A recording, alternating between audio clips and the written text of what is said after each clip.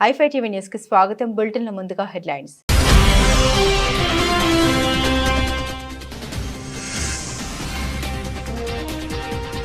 Delhi assembly ఎన్నికల్లో BJP Jayabheri. విజయోత్సవ సభకు హాజరైన ప్రధాని మోదీ.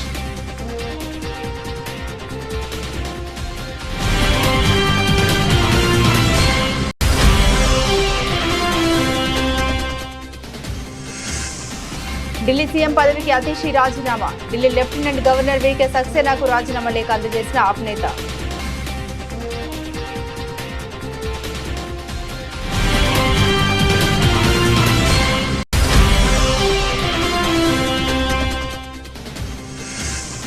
బీసీ కమిషన్ సంఘాల ప్రతినిధులతో మంత్రి పొన్నం ప్రభాకర్ సమావేశం. బీసీల సాధికారతపై వారి సూచన సీఎం దృష్టికి తీసుకెళ్తామని హామీ.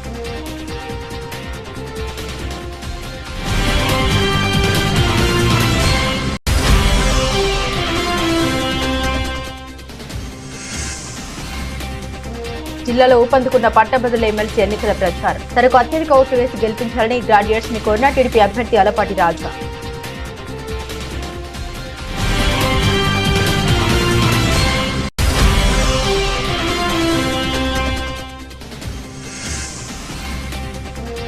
ఢిల్లీ ఎన్నికలను తెలంగాణ ఎన్నికలతో పోల్చిన విడ్డూరమన్న మహేష్ కుమార్ గౌడ్. తెలంగాణలో బీజేపీ ఎప్పటికీ అధికారంలోకి రాదని వ్యాఖ్య.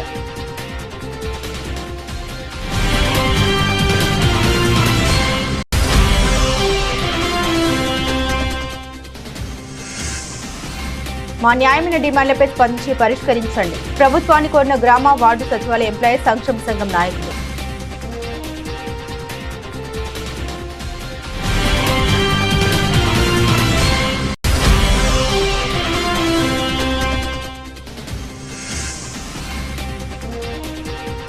కల్హజీ స్థానంలో గెలిచిన కాతేషి ధ్యాన్సులు. సిగ్గు లేకపోతే సరి అంటూ స్వాతి మలివాల్ విమర్శలు.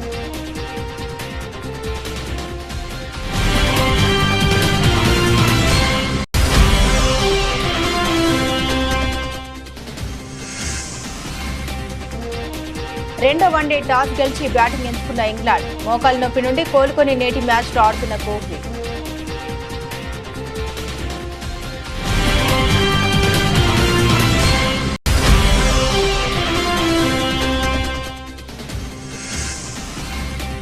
గత వారం రోజుల్లో 2,000కు పైగా పెరిగిన గోల్డ్. తమ వ్యాపారం పడిపోయిందని వాపోయిన వ్యాపారస్తులు.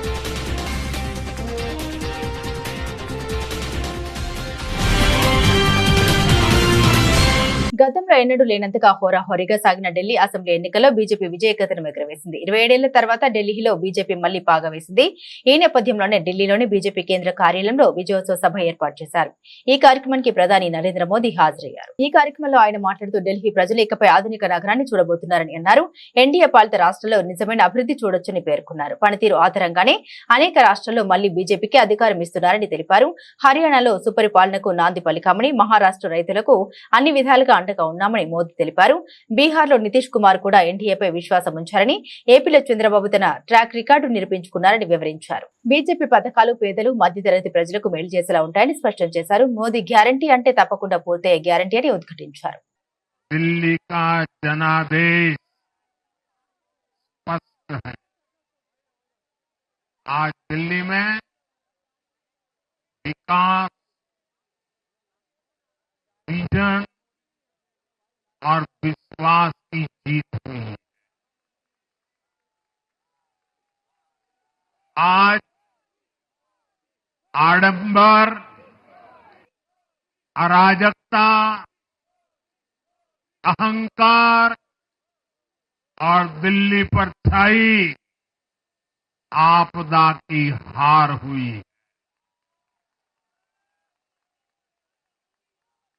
इस नतीजे में भाजपा के कार्यकर्ताओं की दिन रात की मेहनत, उनका परिश्रम ये विजय को 4 चांद लगा देता।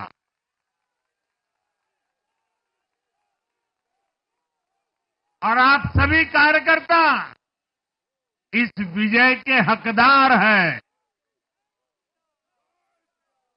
मैं भाजपा के प्रत्येक कार्यकर्ताओं भी आप सबको ये विजय की बहुत बहुत बधाई देता हूं और आप सबने हर परिवार में मेरा एक पत्र पहुंचाया था और मैंने दिल्ली से प्रार्थना की थी कि 21वीं सदी में भाजपा को सेवा का अवसर दीजिए, दिल्ली को विकसित भारत की विकसित राजधानी बनाने के लिए भाजपा को मौका दीजिए। मैं दिल्ली के हर परिवारजन को मोदी की गारंटी पर भरोसा करने के लिए दिल्ली वासियों को सर झुका करके नमन करता हूं।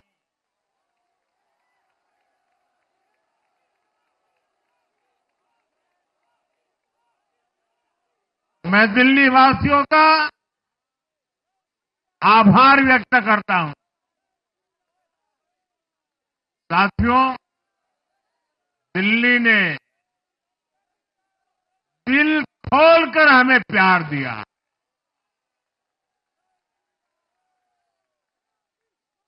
और मैं दिल्ली वासियों को फिर से एक बार विश्वास दिलाता हूं, आपके इस प्यार को सवा गुना करके विकास के रूप में हम लौटाएंगे।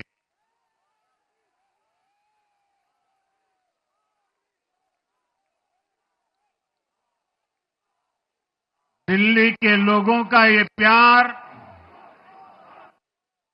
ये विश्वास हम सभी पर एक कर्ज है। इसे अब दिल्ली की डबल इंजन सरकार, दिल्ली का डबल तेजी से विकास करके चुकाएगी। ఢిల్లీ ముఖ్యమంత్రి పదవికి ఆమ్ ఆద్మీ పార్టీ సీనియర్ నేత ఆతిషి మార్లెనా రాజీనామా చేశారు. ఈ మేరకు ఆదివారం ఉదయం ఢిల్లీ లెఫ్టినెంట్ గవర్నర్ వీకే సక్సేనాకు తన రాజీనామా పత్రాన్ని అందించారు.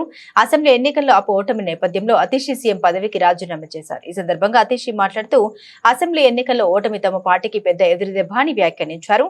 పార్టీ ఓటమి పాలైనప్పటికీ బీజేపీ అక్రమాలు, అవినీతిపై తాము చేస్తున్న పోరాటం మాత్రం ఆపబోమని స్పష్టం చేశారు. పార్టీలో కీలక నేతలు ఓడిపోవడం విచారకరమని అన్నారు. తనపై నమ్మకంతో గెలిపించిన కల్కా ఓటర్లకు అతిషి మరోసారి ధన్యవాదాలు తెలిపారు. కాగా ఢిల్లీ లిక్కర్ స్కామ్ కేసులో జైలు పాలైనప్పటికీ సీఎం పదవిని అంటిపెట్టుకుని ఉన్న కేజ్రీవాల్ బెయిల్ పై బయటకు వచ్చాక రాజీనామా చేశారు. పార్టీ సీనియర్ నేత అతిషిని ముఖ్యమంత్రి పదవిలో కూర్చోబెట్టారు. అనూహ్యంగా దక్కిన సీఎం పదవిలో బాధ్యతగా పనిచేస్తూనే ఎన్నికల తర్వాత మళ్లీ కేజ్రీవాల్ సీఎంగా ప్రమాణ స్వీకారం చేస్తారని అతిషి చెబుతూ వచ్చారు.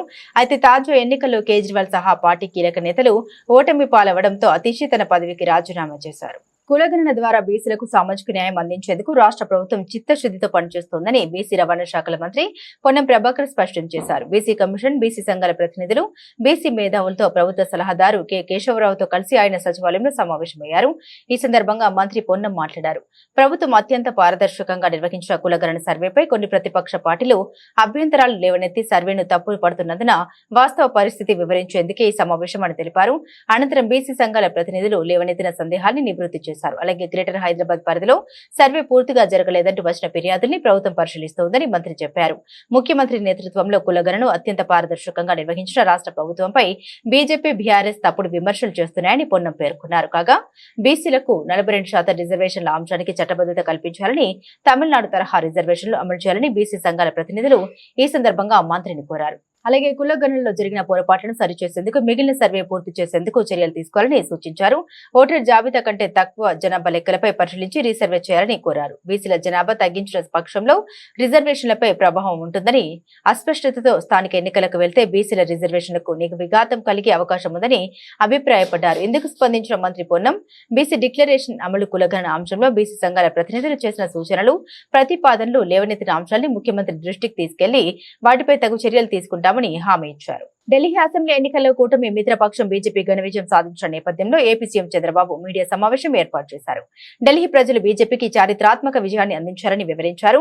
ప్రధాని మోదీ సమర్థ నాయకత్వానికి సుస్థిర పాలనకు పట్టం కట్టారని, ఇది దేశ ప్రజలందరి గెలుపు అని అభివర్ణించారు. మనందరం గర్వపడే రాజధాని ఉండాలని కోరుకుంటాం. ఈ రోజు విజ్ఞతతో ఢిల్లీ ఓటర్స్ అందరూ కలిసి 27 సంవత్సరాల తర్వాత బీజేపీని ఎన్నుకున్నారు. ఒక చారిత్రాత్మక విజయం ఇది. ఎందుకు నేను ఈ మాట చెప్తున్నానంటే, ఈ రోజు గెలుపు అనేది ఒక బీజేపీకో ఒక ఢిల్లీలో ఉండే ప్రజలకే కాదు, భారతదేశంలో ఉండే ప్రజలందరికీ ఆత్మ గౌరవానికి సంబంధించిన విషయం. ఈ రోజు ఎక్కడికి పోయినా ప్రపంచంలో మీది ఏ దేశం అంటే భారతదేశం చెప్తాం. మీ రాజధాని ఏదంటే ఢిల్లీ అని చెప్పుకుని గర్వంగా చెప్పుకుంటాం. మనం అందరం కూడా మనకు మంచి భవిష్యత్తు ఉండాలి, ఎక్కువ అవకాశాలు ఎక్కడ ఉంటాయనుకుంటే మన రాజధానికి పోవాలనుకుంటాం. అది రాష్ట్ర రాజధాని గాని దేశ రాజధాని గాని యాస్పిరేషన్స్ ని ఫుల్ఫిల్ చేసే ప్లేస్ గా ఉండాలి. అలాంటి రాజధాని ఇటీవల కాలంలో ఒక వెదర్ పొల్యూషన్, ఒక పొలిటికల్ పొల్యూషన్, ఈ రెండు పొల్యూషన్స్ కలిపి ఢిల్లీకి పోవడం మానేసి ఢిల్లీ నుంచి వేరే ప్రాంతాలకు వెళ్లిపోయే పరిస్థితికి వచ్చారు. ఒకప్పుడు బీహార్ నుంచి ఒక ట్రైన్ ఎవ్రీడే లేబర్ అంతా కూడా అక్కడ పోయి పనిచేసుకుని మళ్ళా ఈవినింగ్ ఢిల్లీ నుంచి బీహార్కి వెళ్ళేవాడు. ఇప్పుడు బీహార్ నుంచి ఢిల్లీకి రావడంలా పరిపాలన అంటే ఎట్లుంటుందంటే ఒక్కొక్కసారి పరిస్థితులన్నీ కూడా తారుమారయ్యే పరిస్థితులు వస్తుంది. దానికి ఉదాహరణ ఢిల్లీ. అయితే ఇక్కడ ఏ మోడల్ వర్కౌట్ అవుతుంది భారతదేశంలో అనుకుంటే, ప్రపంచంలో ఎక్కడ గానీ భారతదేశంలో గానీ పీపుల్స్ ఫస్ట్, ఒక సస్టైనబుల్ మోడల్ క్రియేట్ చేయాల్సిన అవసరం ఉంది. అదే నరేంద్ర మోడీ ఒక సస్టైనబుల్ మోడల్ ని క్రియేట్ చేస్తున్నాడు. ఆయన్ని మనస్ఫూర్తిగా అభినందిస్తున్నాం. ఈ రోజు ఢిల్లీలో గెలుపు కూడా ప్రధానమంత్రి నరేంద్ర మోడీ గారి పై నుండే నమ్మకం. ఆ నమ్మకంతో ఢిల్లీ ప్రజలు నరేంద్ర మోడీ గారి నాయకత్వాన్ని బలపరిచారు. తెలంగాణలో అధికారంలోకి వస్తామని భారతీయ జనతా పార్టీ నేతలు కలలు కంటున్నారని, కానీ అవి పగటి కలలేనని తెలంగాణ పీసీసీ అధ్యక్షుడు మహేష్ కుమార్ గౌడ్ అన్నారు.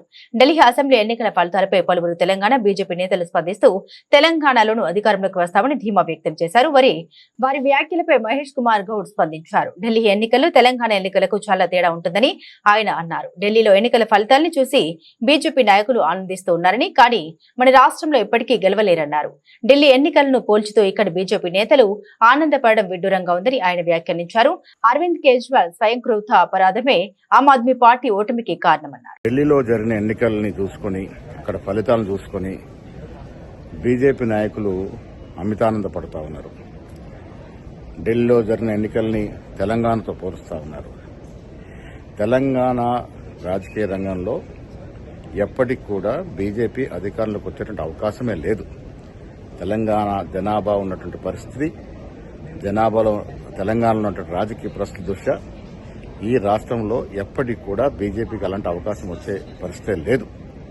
తెలంగాణలో కాంగ్రెస్ పార్టీ ఇస్తున్నటువంటి 6 గ్యారంటీలు, రైతు బంధు, రుణమాఫీ, ఇందిరమ్మ ఇల్లు, రేషన్ కార్డులు, ఇవన్నీ కూడా ప్రజల గుండెల్లో ఇవాళ నానుతున్నటువంటి సందర్భాలు. ఇంత చక్కటి అభివృద్ది కార్యక్రమాలు, సంక్షేమ కార్యక్రమాలు ఇస్తున్న కాంగ్రెస్ పార్టీని ప్రజలు మరొకసారి గెలిపిస్తారని చెప్పడంలో ఏమాత్రం అనుమానం లేదు. బీజేపీ నాయకులు కంటున్నట్టు పగటి కలలుగానే మిగిలిపోయే అవకాశం ఉంది. ఇక కేటీఆర్ పరిస్థితి, బీజేపీని అభినందించలేక లోపట ఆనందపడుతూ ఆయనకైన ఊహాలోకంలో మాట్లాడుతూ ఉన్నాడు. కేటీఆర్ శకం ఈ రాష్ట్రంలో ముగిసింది. కాంగ్రెస్ పార్టీ ఇస్తున్నటువంటి సంక్షేమ అభివృద్ది ఫలాలు వచ్చే ఎన్నికల్లో కూడా మళ్లీ కాంగ్రెస్ పార్టీని అధికారంలోకి తీసుకొస్తాయి. ఇదే మాదిరిగా దేశవ్యాప్తంగా కూడా రాను రోజుల్లో కాంగ్రెస్ పార్టీ పుంజుకుంటుందని చెప్పడానికి ఏమాత్రం అతిశయోక్తి కాదు. రాష్ట్రంలో ఉన్నటువంటి పరిస్థితులు, ఢిల్లీలో ఉన్నటువంటి పరిస్థితులు వేరు. దక్షిణ భారతంలో కర్ణాటక గాని తెలంగాణని కాంగ్రెస్ పార్టీని ఆదరించినారు, భవిష్యత్తులో ఆదరిస్తారు. ఎమ్మెల్సీ ఎన్నికల ప్రచారంలో జిల్లాలో ఊపందుకుంది. ఇందులో భాగంగా పట్టభద్రుల ఎమ్మెల్సీ అభ్యర్థి అలపాటి రాజా ఇందిరాగాంధీ మున్సిపల్ స్టేడియంలో ఫన్ టైం క్లబ్ వద్ద వాకర్స్ కలిసి ఎమ్మెల్సీ ఎన్నికల ప్రచారం నిర్వహించారు. పట్టభద్రుల ఎమ్మెల్సీ అభ్యర్థి అలపాటి రాజా వెంట ఎమ్మెల్యే గద్దె రామ్మోహన్ నాయుడు, గజ్జా క్రాంతి ఉన్నారు. ఎమ్మెల్సీ ఎన్నికల్లో గ్రాడ్యుయేట్స్ తనకు అత్యధిక ఓట్లు వేసి గెలిపించారని ఆయన కోరారు. గుంటూరు కృష్ణా ఉమ్మడి కూటమి అభ్యర్థిగా పోటీ చేస్తున్న సందర్భంలో నాకు ఓటు ఎందుకు వేయాలి అనే అంశాన్ని మేము ముందు ఉంచడానికి ప్రయత్నిస్తాను. మొన్న సాధారణ ఎన్నికల్లో ప్రజలు గొప్ప తీర్పు ద్వారా ఈ కూటమి ప్రభుత్వం ఏర్పడింది. మంచి ప్రభుత్వంగా గత 7 నెలల నుంచి కొనసాగుతుంది. ఈ నాయకత్వాన్ని మరొకసారి బలపరచాల్సిన అవసరం, ప్రగతికి ఓటేయాల్సినటువంటి అవసరం, మంచి ప్రభుత్వాన్ని కాపాడుకోవాల్సినటువంటి అవసరం.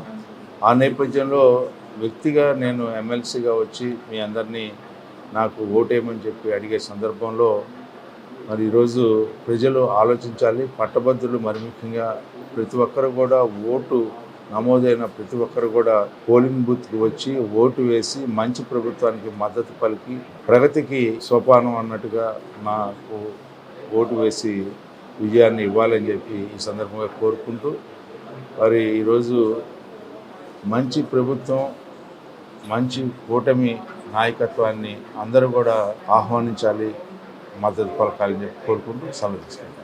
ఈరోజు ఇందిరాగాంధీ మున్సిపల్ స్టేడియంలో వాకర్స్ అసోసియేషన్ వారు ఏర్పాటు చేసిన ఈ కార్యక్రమం, ఇక్కడ ముఖ్య అతిథి ఆలపాటి రాజేంద్ర ప్రసాద్ గారికి మద్దతు తెలుపుతా ఈరోజు క్యాంపెయినింగ్ చాలా దురుసుగా సాగాలని చెప్పి ఇక్కడ సపోర్ట్ చేసిన వాళ్ళందరికీ కూడా చాలా చాలా ధన్యవాదాలు. మెయిన్గా ఇవాళ రాజేంద్ర ప్రసాద్ గారు ఒక మెయిన్ పాయింట్ చెప్పారు మనందరికీ కూడా. యువత అనేది పాలిటిక్స్ కి దూరంగా ఉండటం ఏ రాష్ట్రానికి ఏ దేశానికి మంచిది కాదు. ఎందుకంటే యువత అనేది కంట్రీకి బ్యాక్ బోన్, ఒక వెన్నుపూస లాంటిది. అలాంటిది యువత ప్రక్షాళన చేసి మంచి రాజకీయ నాయకుల్ని ఎన్నుకోవాలి, మంచి ప్రభుత్వాన్ని ఎన్నుకోవాలి. అందుకే ఒక అవగాహన అనేది తప్పనిసరిగా ఉండాలి. జనరల్ ఎలక్షన్స్ లోనే కాదు, ఎమ్మెల్సీ ఎలక్షన్స్, కార్పొరేషన్ ఎలక్షన్స్, ఈ ఎలక్షన్స్ అన్నిట్లో కూడా యువత అనేది జోరుగా పాల్గొని మంచి మంచి రాజకీయ నాయకుల్ని ఎన్నుకోవాలని, ముందుకు రావాలని అందరినీ ప్రార్థిస్తున్నాను. ఎందుకంటే ఇప్పుడు కూటమి ప్రభుత్వం వచ్చిన తర్వాత చాలా చాలా చాలా మంచి అభివృద్ధి అలాగే సంక్షేమం బ్యాలెన్స్ చేసుకుంటా మంచి పరిపాలనతో దూసుకుపోతా ఉంది. ఈ సమయంలో ఈ 7 నెలల పరిపాలన గురించి ఈ ఎమ్మెల్సీ ఎలక్షన్ అనేది ఒక స్లిప్ టెస్ట్. ఎందుకంటే కూటమి వైపు నుండి క్యాండిడేట్ ఆలపాటి రాజేంద్ర ప్రసాద్ గారికి మనందరం మద్దతు తెలిపి గ్యారంటీగా గెలుపు అనేది తథ్యం. కానీ మంచి మెజారిటీతో గెలిపిస్తే అది మన ప్రభుత్వానికి ఇప్పటి వరకు 7 నెలల్లో దాదాపుగా 6 లక్షల కోట్ల ఇన్వెస్ట్మెంట్స్ తీసుకొచ్చారు. అలాగే 4 లక్షల ఆడ్ జాబ్స్ సృష్టించడం జరిగింది. అలాగే యువతకి దగ్గర ఈ 5 ఏళ్లలో 20 లక్షల జాబ్స్ వరకు సృష్టించడానికి చాలా జోరుగా ముందుకు సాగుతా ఉన్నారు. ఈ టైంలో మనందరికీ ఉమ్మడి కృష్ణా గుంటూరు జిల్లాలందరికీ కూడా ఇదొక పరీక్ష. జోరుగా ఓటేయటానికి అందరూ కూడా ముందుకు రావాలి. మెయిన్ ఎమ్మెల్సీ ఎలక్షన్ లో మనకి ఎప్పుడు కూడా ఓట్ పర్సంటేజ్ అనేది చాలా తక్కువగా ఉంటుంది. ఈసారి అలా జరగకూడదు.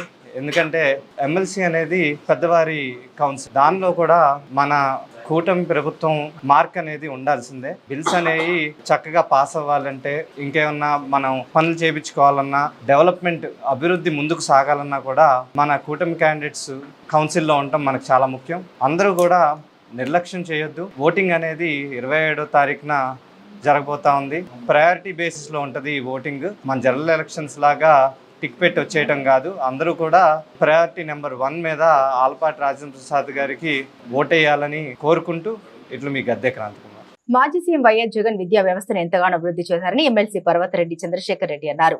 విద్యకు అధిక ప్రాధాన్యం ఇచ్చి పిల్లలకు గొప్ప చదువులు అందించారని, కానీ నేడు చంద్రబాబు వచ్చాక మొత్తం విద్యా వ్యవస్థను భ్రష్టు పట్టించారని విమర్శించారు. స్కూళ్లను మూయించేందుకు కుట్ర పన్నుతున్నారని ఆరోపించారు.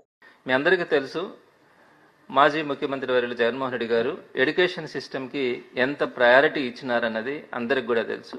ఈరోజు కనుక గవర్నమెంట్ స్కూల్స్ని కానీ గవర్నమెంట్ కాలేజెస్ని కానీ మనం ఒక్కసారి కనుక వెళ్ళి చూస్తే అసలు మనం గవర్నమెంట్ స్కూల్స్ని ఈ విధంగా ఊహించుకోగలమా?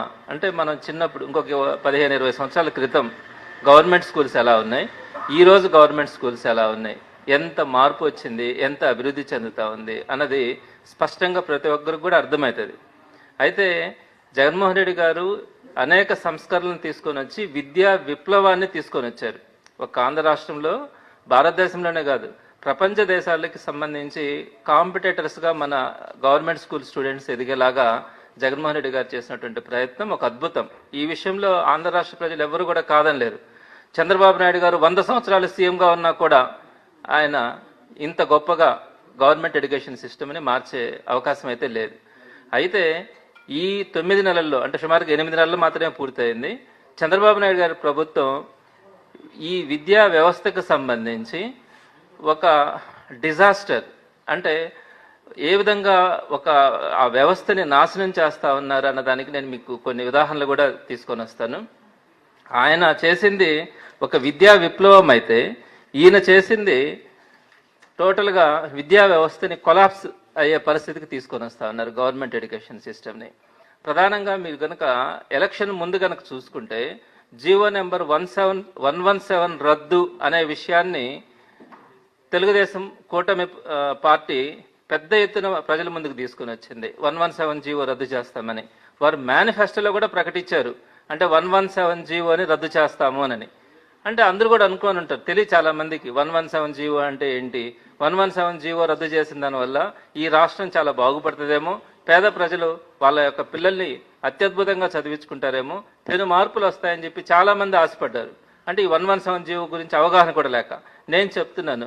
117 జీవో అంటే ఏంటి? మామూలుగా మన ఎడ్యుకేషన్ సిస్టంలో 3 రకాల స్కూల్స్ ఉన్నాయి. ఒకటి ప్రైమరీ స్కూల్స్, అంటే 1 నుంచి 5వ తరగతి దాకా ప్రైమరీ స్కూల్స్ ఉంటాయి. 2 యూపీ స్కూల్స్ 7వ తరగతి దాకా ఉంటాయి. హై స్కూల్స్ 10వ తరగతి దాకా ఉంటాయి. అయితే జగన్మోహన్ రెడ్డి గ్రామ వార్డు సచివాలయ ఉద్యోగుల సమస్యలపై కూటమి ప్రభుత్వం స్పందించి పరిష్కరించాలని రాష్ట్ర ప్రభుత్వానికి గ్రామ వార్డు సచివాలయ ఎంప్లాయీస్ వెల్ఫేర్ అసోసియేషన్ అధ్యక్షుడు ఎం మనోహర్ బాబు విజ్ఞప్తి చేశారు. ఇంతవరకు ప్రమోషన్ పాలసీ లేదని వెంటనే రూపొందించి అమలు చేయాలని ప్రభుత్వాన్ని కోరారు. తమ న్యాయమైన డిమాండ్లను పరిష్కరించకుంటే వచ్చే ఏప్రిల్లో ఉద్యమ కార్యాచరణ ప్రకటిస్తామని ప్రభుత్వాన్ని హెచ్చరించారు. గ్రామ వార్డు సచివాలయ ఎంప్లాయీస్ వెల్ఫేర్ అసోసియేషన్ ఆధ్వర్యంలో వెటర్నరీ కాలనీలోని AP agricultural officers association meeting హాల్లో శనివారం సమావేశం జరిగింది. ఈ సమావేశంలో అసోసియేషన్ రాష్ట్ర అధ్యక్షులు ఎం మనోహర్ బాబు, రాష్ట్ర ప్రధాన కార్యదర్శి కె అజయ్ బాబు, అసోసియేషన్ అధ్యక్షుడు కె బాబురావులు పాల్గొని మాట్లాడారు. తమకు జీత భత్యాలు మదర్ డిపార్ట్మెంట్ నుండి చెల్లించాల్సిందిగా ప్రభుత్వాన్ని కోరారు. జీవో ఎంఎస్ 107 అనుసరించి జాబ్ చార్ట్ అమలు పరచాలని, సెక్రటరీ స్థానంలో ఆఫీసర్గా హోదాను మార్చాలని, ప్రమోషన్ పాలసీ ఇంతవరకు రూపొందించలేదని, ప్రమోషన్ పాలసీని రూపొందించి అమలు చేయాలని కూటమి ప్రభుత్వం తమ సమస్యలపై అసెంబ్లీలో చర్చించి న్యాయం చేయాలని విజ్ఞప్తి చేశారు. ప్రభుత్వం న్యాయం చేయని పక్షంలో వచ్చే ఏప్రిల్ నెలలో ఉద్యమ కార్యాచరణ ప్రకటిస్తామని ప్రభుత్వాన్ని హెచ్చరించారు. ఈ సమావేశంలో యుఎన్జీఓ రాష్ట్ర అధ్యక్షుడు రాంబాబు, గ్రామ సచివాలయ సెక్రటరీలు పెద్ద సంఖ్యలో పాల్గొన్నారు. స్టీరింగ్ కమిటీ మీటింగు ఏర్పాటు చేసుకున్నాం. రాష్ట్రంలో ఉన్న 11,000 పైచిలుకు ఉద్యోగుల యొక్క ప్రధానమైనటువంటి సమస్యల మీద చర్చించి తీర్మానాలు ఆమోదింపజేసుకొని ఒక నిర్దిష్టమైన కార్యాచరణ ఈరోజు ప్రకటించడానికి ఈ మీటింగ్ ఏర్పాటు చేసుకోవడం జరిగింది. ప్రధానంగా 2019 గ్రామ వార్డు సచివాలయ వ్యవస్థ ఏర్పాటు చేసినప్పటి నుండి ఈ సచివాలయ వ్యవస్థలో ఉన్నటువంటి వెల్ఫేర్ అండ్ ఎడ్యుకేషన్ అసిస్టెంట్ అయినటువంటి ఉద్యోగులు అనేక సమస్యలని ఎదుర్కొంటూ గవర్నమెంట్ యొక్క పథకాలు, వారి యొక్క ఆలోచన, ప్రత్యేకంగా పౌరుల యొక్క సేవల్లో ఎక్కడ కూడా వెనక దక్కకుండా పనిచేస్తూ ఉన్నారు. అయితే ఉద్యోగ పరంగా వారికి వచ్చేటువంటి ప్రధానమైన సమస్యల మీద గత ప్రభుత్వం, ఈ ప్రభుత్వం ఇంకా అడ్రస్ చేయనందుకు, పరిష్కారానికి కనీసం చొరవ చూపినందుకు చాలా మనోవేదనకు గురి అవుతూ ఉన్నాము. ప్రత్యేకంగా జీతభత్యాల చెల్లింపు విషయంలో ప్రతి నెల మానసికంగా ఇబ్బంది పడుతూ ఉన్నాం. కారణం ఏంటంటే సోషల్ వెల్ఫేర్ డిపార్ట్మెంట్లో మా సర్వీస్ ఉంటుంది, ఉద్యోగాలు చెల్లించేదేం పంచాయతీరాజ్ డిపార్ట్మెంట్. అంటే 2 డిపార్ట్మెంట్ల మధ్య ఇరుక్కుపోయి ఇబ్బంది పడతా ఉన్నాం. కాబట్టి మా సర్వీసు రూల్ ఎక్కడ ఉంటుందో అక్కడే మా జీతభత్యాలు చెల్లించాలనేది మా ప్రధానమైనటువంటి సమస్య. ఇది డిమాండ్గా ఈరోజు మరి ఏర్పాటు చేసుకోవడం జరిగింది. రెండో అంశం ఏంటంటే మరి 107 జీవో ప్రకారం మాకు జాబ్ చార్ట్ ఇచ్చారు ఈ ఉద్యోగం మమ్మల్ని ఏర్పాటు చేసుకున్నప్పటి నుంచి. అయితే ఆ జీవోకి ఎగనెస్ట్ గా అందరికీ నమస్కారం అండి. నా పేరు విరియం మనోహర్ బాబు, గ్రామ వార్డు సచివాలయం ఎంప్లాయీస్ వెల్ఫేర్ అసోసియేషన్ రాష్ట్ర అధ్యక్షులుగా పనిచేస్తున్నాను. ఈరోజు ఇక్కడ విజయవాడలోని అగ్రికల్చర్ భవన్లో రాష్ట్రంలో ఉన్న వెల్ఫేర్ మిత్రుల సమస్యలు, వాటి యొక్క ప్రణాళిక ఎలా సాధించుకోవాలి అనే దాని మీద రాష్ట్ర స్థాయి కార్యవర్గ సమావేశం ఈరోజు ఇక్కడ జరుగుతుంది. ప్రధానంగా వెల్ఫేర్లు, రాష్ట్రంలో ఉన్న వెల్ఫేర్లు ఎదుర్కొంటున్న ప్రధాన సమస్యలు, మేము జాబ్ జాయిన్ అయ్యి రేపు అక్టోబర్ 1వ తారీఖు 6 సంవత్సరాలు పూర్తయి 7వ సంవత్సరం వస్తుంది. ఇంతవరకు మాకు ప్రమోషన్ ఛానల్ అనేది ప్రభుత్వం వాళ్ళు ఇంకా క్రియేట్ చేయలేదు. దాని మీద రెండోది మాకు జాబ్ చార్ట్, స్పష్టమైన జాబ్ చార్ట్ అనేది లేదు. ఎందుకంటే మాకు అన్ని రకాల డిపార్ట్మెంట్ల నుంచి మాకు వర్క్ కేటాయించడం వల్ల ఒక డిపార్ట్మెంట్ వాళ్ళు మా వర్క్ ముందు చేయండి, ఇంకో డిపార్ట్మెంట్ వాళ్ళు మా వర్క్ ముందు పూర్తి చేయండి అని చెప్తూ మా మీద తీవ్రమైన మానసిక ఒత్తిడికి గురి చేస్తున్నారు. కాబట్టి మేము స్పష్టమైన జాబ్ చార్ట్ కోసం మేము అడుగుతున్నాం. మూడోది జీతభత్యాలు. మా జీతభత్యాలు మా పేరెంట్ డిపార్ట్మెంట్ నుంచి ఇవ్వాల్సిందిగా మేము కోరుతున్నాం. ఎందుకంటే మాకు సంబంధించి సోషల్ వెల్ఫేర్ డిపార్ట్మెంటు మాకు ఎస్ఆర్ ఓపెన్ చేయడం కానీ, అన్నీ మా రిక్రూట్మెంట్ కానీ మాకు సంబంధించి అన్నీ కూడా సోషల్ వెల్ఫేర్ డిపార్ట్మెంటే చూసుకుంటున్నారు. ఓన్లీ ఒక జీతాలు మాత్రమే వేరే డిపార్ట్మెంట్ వాళ్ళు పెడుతున్నారు. అలా కాకుండా జీతభత్యాలు కూడా మా పేరెంట్ డిపార్ట్మెంట్ నుంచి మాకు ఇవ్వవలసిందిగా మేము కోరుతున్నామండి. ఈ 3 ప్రధాన సమస్యలు, ఈ ప్రధానంగా మేము సాధించుకోవాల్సిన సమస్యలు, వీటి మీద ఈరోజు సమావేశం ఇక్కడ ఏర్పాటు చేయడం జరిగింది. ఢిల్లీ అసెంబ్లీ ఎన్నికల్లో ఆమ్ ఆద్మీ పార్టీ హేమహేమిలు మట్టికరిచారు. కల్కాజీ స్థానం నుండి గెలిచిన ముఖ్యమంత్రి అతిషి మాత్రం సంబరాలు చేసుకున్నారు. కార్యకర్తలతో కలిసి డ్యాన్సులు చేశారు. అతిషి సెలబ్రేషన్స్ వీడియోలు వైరల్ అవుతున్నాయి. దీనిపై రాజ్యసభ సభ్యురాలు స్వాతి మలివాల్ స్పందించారు. ఓవైపు ఆమ్ ఆద్మీ పార్టీ ఎన్నికల్లో కుదేలైతే అదేమీ పట్టినట్టు అతిషి సిగ్గు లేకుండా డ్యాన్సులు చేస్తున్నారు అంటూ మలివాల్ మండిపడ్డారు. ఆ అధినేత అరవింద్ కేజ్రీవాల్ భవిష్యత్తు గురించి తలుచుకుని తీవ్ర ఆవేదనకు గురవుతుంటే అతిషికి చీమ కుట్టినట్టుగా కూడా లేదని విమర్శించారు. టీమిండియా ఇంగ్లాండ్ మధ్య 3 వన్డేల సిరీస్ లో భాగంగా నేడు 2వ వన్డే జరుగుతుంది. కటక్ లోని బారాభతి స్టేడియం ఈ మ్యాచ్ కు వేదిక. ఈ పోరులో టాస్ గెలిచిన ఇంగ్లాండ్ బ్యాటింగ్ ఎంచుకుంది. 4 ఓవర్లు ముగిసేసరికి ఇంగ్లాండ్ స్కోర్ వికెట్ నష్టపోకుండా 28 పరుగులు. ఓపెనర్లు బెన్ డకెట్ 22, ఫిల్ సాల్ట్ 6 పరుగులతో ఆడుతున్నారు. మోకాలి నొప్పితో తొలి వన్డేకు దూరమైన విరాట్ కోహ్లీ ఈ మ్యాచ్ లో ఆడుతుండడం టీమిండియాకు సానుకూల అంశం. కోహ్లీ జట్టులోకి రావడంతో యశస్వి జైస్వాల్ ను తప్పించారు. ఈ మ్యాచ్ ద్వారా మిస్టరీ స్పిన్నర్స్ వరుణ్ చక్రవర్తి అంతర్జాతీయ వన్డే క్రికెట్ లో అరంగేట్రం చేస్తున్నారు. ఈ సిరీస్ లో తొలి వన్డేలో టీమిండియా విజయం సాధించడం తెలిసిందే. ఇవాల్టి 2వ వన్డే కూడా గెలిస్తే సిరీస్ టీమిండియా వశమవుతుంది. దేశవ్యాప్తంగా ఈరోజు బంగారం, వెండి ధరలు స్థిరంగా ఉన్నాయి. ఈ క్రమంలో నేడు ఫిబ్రవరి 9, 2025వ తేదీన ఉదయం 6:23 గుడ్ రిటర్న్స్ వెబ్సైట్ ప్రకారం చూస్తే 24 క్యారెట్ల 10 గ్రాముల బంగారం ధర 86,670 రూపాయలుగా ఉండగా 22 క్యారెట్ల 10 గ్రాముల గోల్డ్ రేటు 79,450 రూపాయలకు చేరుకుంది. ఈ క్రమంలో గత 8 రోజుల్లో బంగారం ధరలు దాదాపు 2,000 రూపాయలకు పైగా పెరిగాయి. ఇదే 24 క్యారెట్ల 10 గ్రాముల పసిడి ధర ఫిబ్రవరి 1న 84,490 రూపాయలుగా ఉంది. ఇక వెండి రేట్ల విషయానికి వస్తే గత 8 రోజుల్లో కూడా ఇవి హెచ్చు తగ్గులకు లోనవుతూ ఒకే స్థాయికి వచ్చాయి. ప్రస్తుతం కిలో వెండి ధర 99,500 రూపాయలు ఉండగా ఫిబ్రవరి 1వ తేదీన కూడా వెండి రేటు ఇదే స్థాయిలో ఉంది. అంతేకాదు పుత్తడి ధరలు భవిష్యత్తులో 1,00,000 రూపాయలకు చేరుతాయని నిపుణులు చెబుతున్నారు. ఈ క్రమంలో బంగారం ధర క్రమంగా పెరగడం వల్ల గత 8 రోజుల్లో తమ వ్యాపారం 25% పడిపోయిందని పలువురు వ్యాపారులు అన్నారు. పెళ్లిళ్ల సీజన్ కావడంతో కస్టమర్ల రాక బాగానే ఉంది. కానీ ప్రస్తుతం 22 క్యారెట్ల బంగారు ఆభరణాలకు బదులు అనేక మంది 18 క్యారెట్ల బంగారు ఆభరణాల వైపు మొగ్గు చూపుతున్నారని వెల్లడించారు. ఈ క్రమంలో ప్రస్తుతం బంగారం ధరల పెరుగుదల ట్రెండ్ కొనసాగుతుందని అన్నారు. దీనికి ప్రధాన కారణం ప్రపంచవ్యాప్తంగా ఉన్న పరిస్థితులతో పాటుగా దేశీయ అంశాలు కూడా కారణాలుగా ఉన్నాయన్నారు. బులెటిన్ ముగించే ముందు హెడ్లైన్స్ మరోసారి.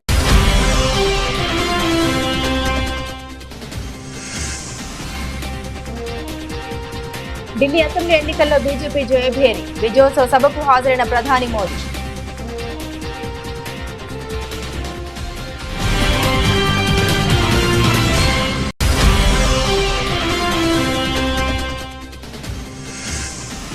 ఢిల్లీ సీఎం పదవికి అతిషి రాజీనామా. ఢిల్లీ లెఫ్టినెంట్ గవర్నర్ వీకే సక్సేనాకు రాజీనామా లేఖ అందజేసిన ఆప్ నేత.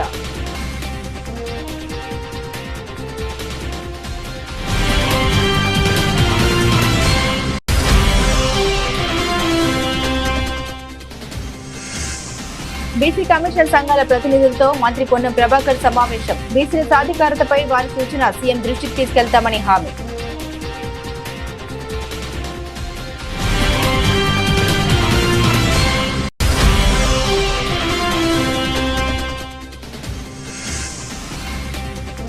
జిల్లాలో ఊపందుకున్న పట్టభద్రుల ఎమ్మెల్సీ ఎన్నికల ప్రచారం. తనకు అత్యధిక ఓట్లు వేసి గెలిపించాలని గ్రాడ్యుయేట్స్ ని కోరిన టీడీపీ అభ్యర్థి అలపాటి రాజా.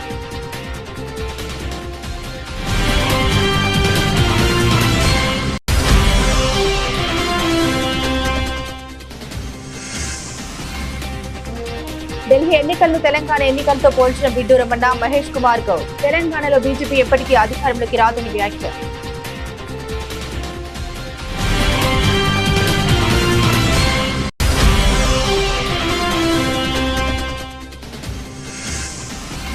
మా న్యాయమైన డిమాండ్లపై స్పందించి పరిష్కరించండి. ప్రభుత్వాన్ని కోరిన గ్రామ వార్డు సచివాలయ ఎంప్లాయీస్ సంక్షేమ సంఘం నాయకులు.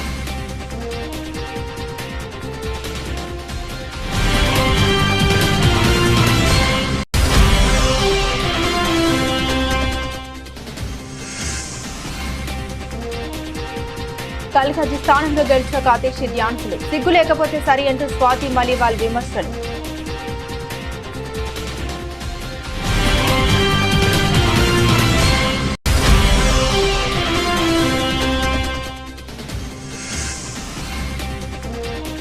రెండో వన్డే టాస్ గెలిచి బ్యాటింగ్ ఎంచుకున్న ఇంగ్లాండ్. మోకాలి నొప్పి నుండి కోలుకొని నేటి మ్యాచ్ లో ఆడుతున్న కోహ్లీ.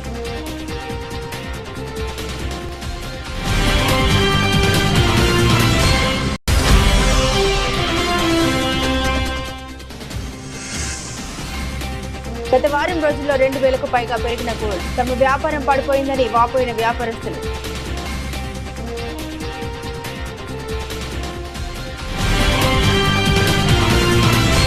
ఇవి ఈ బులెటిన్లోని విశేషాలు. తిరిగి మరో బులెటిన్తో మళ్ళీ కలుసుకుందాం. అంతవరకు సెలవు. నమస్కారం.